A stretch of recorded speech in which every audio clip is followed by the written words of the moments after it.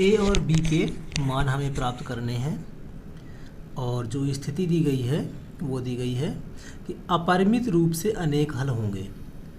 तो आपको बताया गया था कि यदि अपरिमित रूप से अनेक हल होते हैं तो जो स्थिति बनती है वो बनती है A1/A2 B1/B2 बराबर C1/C2, अर्थात तीनों ही चीज़ें बराबर होनी चाहिए। तो वही काम हम इसमें करेंगे। तो A1 क्या है? तो प्रथम समीकरण में x का गुणांक जो कि 2 लिखा हुआ है। A2 द्वितीय समीकरण में x का गुणांक a-b बराबर B1 y का गुणांक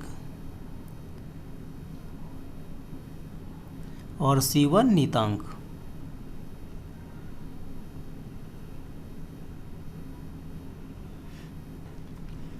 अब ए बी का मान निकालना है, तो इसी का उपयोग करके हम निकालेंगे। तो पहले ले लेते हैं हम इन दोनों को।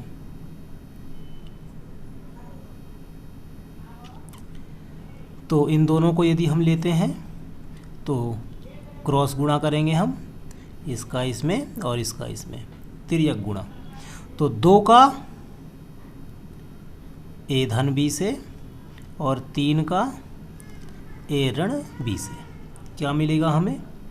तो 2a 2b, 3 का a में 3a, b से 3b, तो 2a, यहाँ पर भी a है, इसको बाएं पक्ष में लाएंगे तो ऋण का हो जाएगा। 3b दाएं पक्ष में है और बाएं पक्ष से दाएं पक्ष में 2b को लाएंगे तो हो जाएगा ऋण का। 2 में 3 घटाएंगे तो ऋण का a, ऋण ऋण धन हो जाएगा, अर्थात 5b, निशान ऋण का ही रहेगा।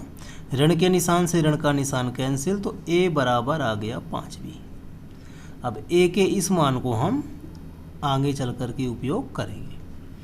अब हम लिख लेते हैं इन दोनों का। इन दोनों का तो 3 का गुणा इससे होगा और 7 का गुणा इससे होगा। तो 3 का गुणा इससे होगा और 7 का गुणा a धन b से होगा।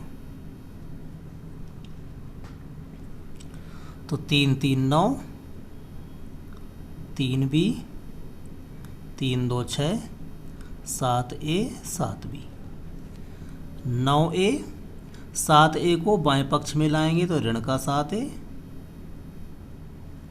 इसी प्रकार से 3b, 7b को बाएं पक्ष में लाएंगे तो ऋण का 7b, ऋण का 6, और इधर कुछ नहीं बचेगा तो 0।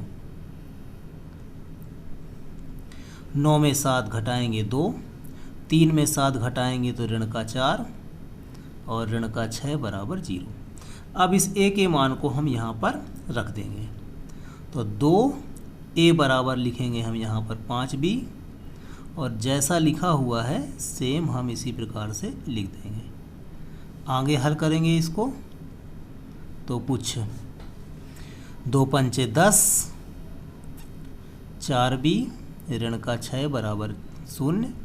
10 में 4 घटाएंगे तो 6b, ऋण 6 को दाएं पक्ष में ले जाएंगे तो धन का 6, 6 से 6 को काटेंगे तो एक बार में कटेगा, तो b बराबर 1।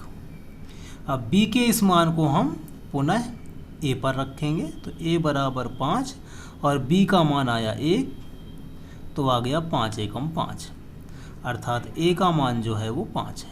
a और b के ही मान प्राप्त करने थे हमें।